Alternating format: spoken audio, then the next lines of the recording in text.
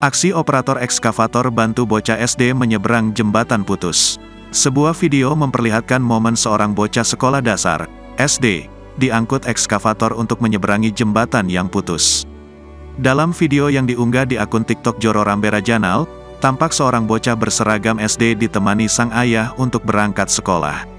Operator ekskavator yang melihat semangatnya bocah laki-laki itu menuntut ilmu, langsung bergerak cepat menggerakkan alat berat yang dikemudikannya.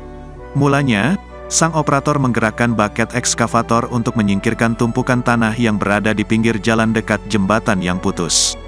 Setelah tanah berhasil disingkirkan, operator tersebut kemudian mengarahkan baket ekskavator ke arah bocah SD. Tanpa berlama-lama, bocah tersebut langsung naik ke baket ekskavator bersama sang ayah. Usai naik baket dan jongkok di posisi yang aman, operator ekskavator pun langsung menggerakkan alatnya membantu bocah SD itu menyeberang.